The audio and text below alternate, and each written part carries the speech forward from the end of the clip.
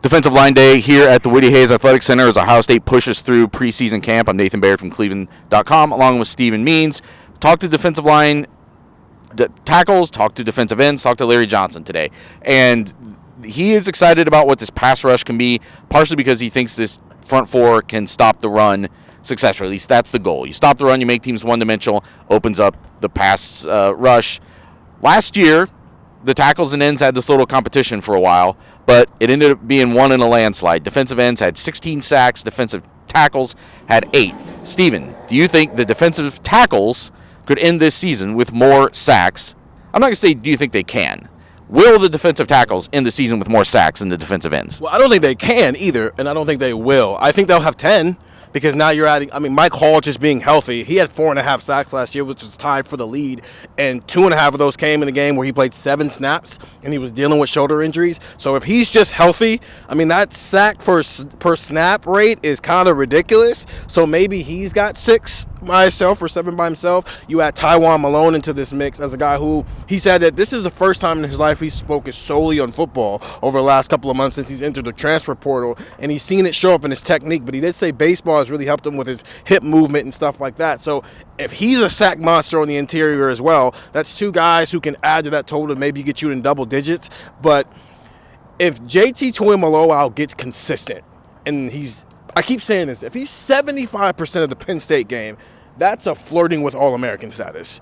If Jack Sawyer finally getting the focus on just being a defensive end, and he led the team in sacks last year with 4.5 while trying to play 2 positions. If he's zeroed in on this, and he said he's lost 6 to 7% body fat, and he's back to having the explosiveness he had when he first got here, that's 2 guys I'm on the alert for to maybe be 8 sack guys, just if they're consistent. Then you add in, Kenyatta Jackson, what he might be able to do this year. Then you add in Caden Curry on top of that with what he may be able to do.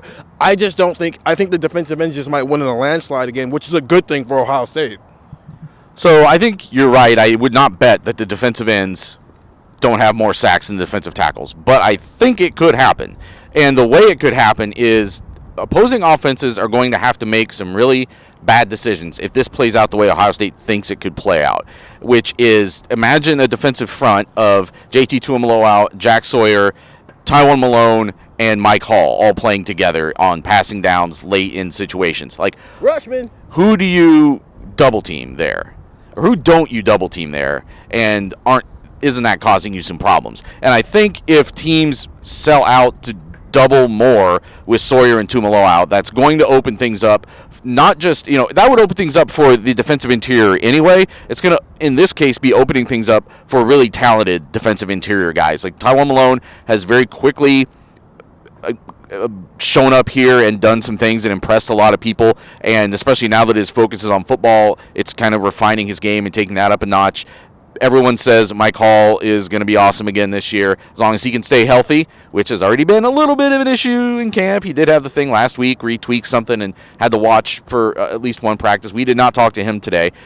So I think if they keep that group healthy, if teams choose to take away the defensive ends, choose to neutralize Sawyer and Tuimoloau, then it could be a situation where the interior feasts, because I don't know that this team has a true beast like a Young, like a Bosa off the edge that's going to go out and just almost on his own put the sack total away. So it's something I'm keeping an open mind about, but I think you're right. I think at the end of the day, I actually thought that we just added that up before we started. For some reason, I thought those numbers were closer last year. They weren't. It was a 2-1 margin, and it could very easily be that again this year. We're going to talk more about the defensive line on Buckeye Talk. Get that wherever you can find podcasts, and get the text 614-350-3315 today, right as we were talking to guys, giving you text injury updates, giving you depth chart updates, everything we were hearing right out of their mouths from Buckeye Talk.